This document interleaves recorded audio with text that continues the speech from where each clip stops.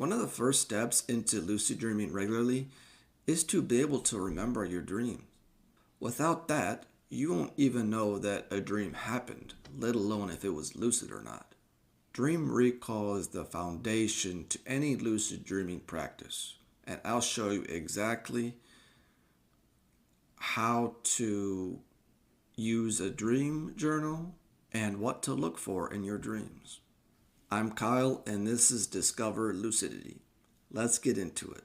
Dream journaling trains your brain to notice and remember your dreams, which is the first and most important step in learning how to become lucid.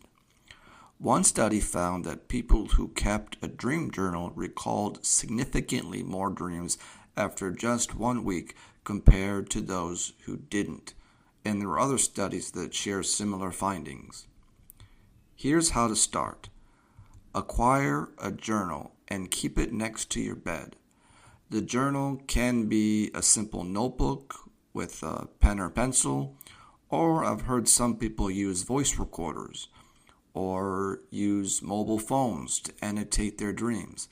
It doesn't really matter what you use. Use what is best for you. The moment you wake up, before moving around too much, write down anything you can remember. Use present tense, such as I'm walking through a hallway or I see a glowing light. Don't worry about spelling or structure. Just get the memory down before it fades. Now here's something you should know. Dream recall doesn't always improve right away. Even after a week or two of journaling, you might still wake up and remember absolutely nothing. That's completely normal. It doesn't mean you're doing anything wrong. The important thing is to keep writing, even if it's just a single emotion, a vague image, or the word nothing. This trains your brain to treat dreams as important, and over time, that signal gets stronger. The more consistent you are, the more you'll remember. As you start reviewing your journal, pay attention to anything strange that keeps showing up. This could be a person, place, or event that doesn't make sense. These are called dream signs, and they're your biggest clue that you're dreaming. For example, you might dream that you're flying, or your phone isn't working right, or you're hanging out with someone who's no longer in your life. These weird moments are what you want to notice. These signs are personal to you, and noticing them is the first step towards becoming lucid in your dreams. When you can say, wait, this happens a lot in my dreams, you're getting closer to recognizing that you're dreaming while it's happening. If you'd like a full video on how to track and use your dream signs to become lucid, let me know in the comments. So once you've got a few entries in your journal, start looking for patterns. Those are your dream signs. I use a simple dream journal with a pen.